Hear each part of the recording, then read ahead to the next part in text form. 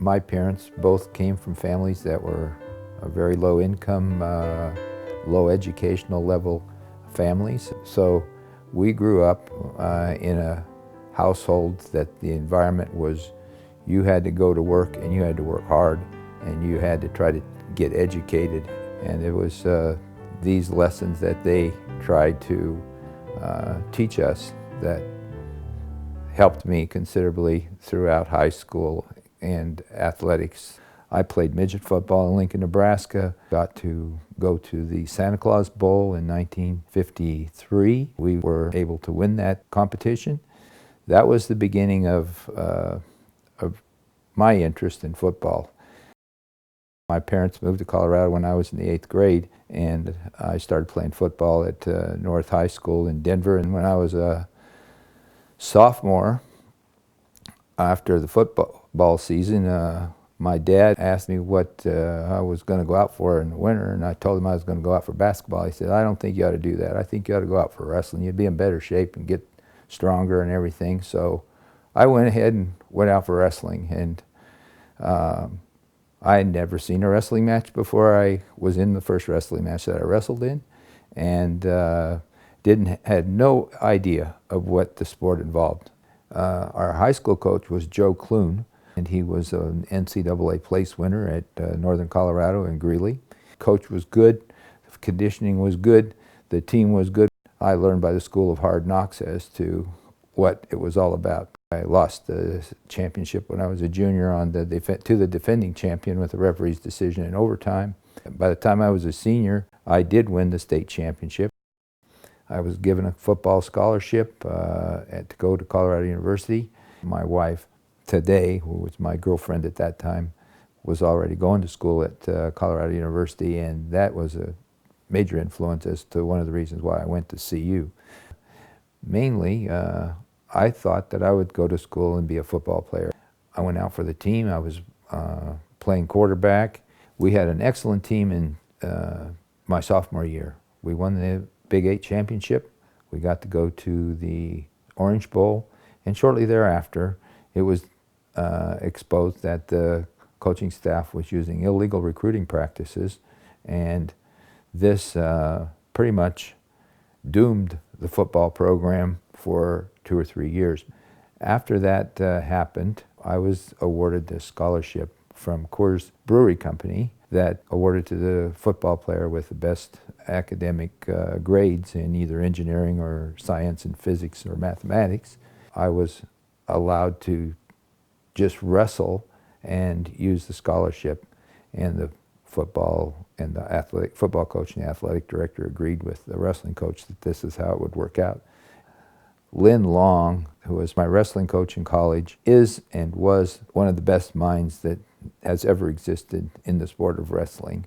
We were taught fundamental skills on our feet, on the mat, on top, on the bottom, and these drills and skills that we had to execute on a daily basis were all fundamentally sound, that could be used against anybody, and that a mediocre guy could use against a better wrestler to beat him if he had the conditioning and the desire to go after it.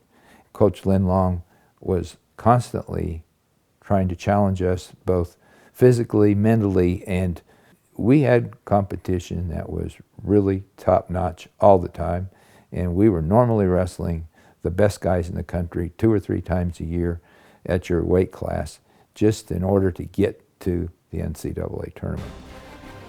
Well, some of the high points that I had, of course, were as a sophomore, being able to make it to the finals of the NCAA and wrestle against the defending national champion. He was a great, total, complete wrestler. He could do everything well. He was really flexible and really quick, along with his good technical sound, tactical background. By the time I was a senior, I was in a position where I was wrestling to win a second NCAA championship in 2 in a row, and was chosen the most outstanding wrestler in the NCAA tournament. I was also selected by the Coaches Association as the most outstanding wrestler. I had a great experience with Dean Lahr. We were on the first American team to go behind the Iron Curtain. In 1963, I was able to finish fourth place in World Championships in Sofia, Bulgaria. And then in 1966, when I had another opportunity to wrestle for the United States in Toledo, Ohio, I ended up being number 5 at 191 pounds. I was able to wrestle in a weight class, 171.5 pound class, that had approximately 41 contestants, 11 of whom had been national champions at one time or another in either the NCAA or national AAU tournaments. And it was one of the most competitive weight classes, and I was able to more or less finish off the highlight of my career by winning that tournament and being selected as the most outstanding wrestler of the Olympic trials. Unfortunately, I had torn up my knee, and I was not able to continue and go on to the Olympics. I didn't think that the job that I would be able to do would represent our country like it should have been represented. Had he have had more freestyle training, he could have been easily, in my opinion, Olympic champion.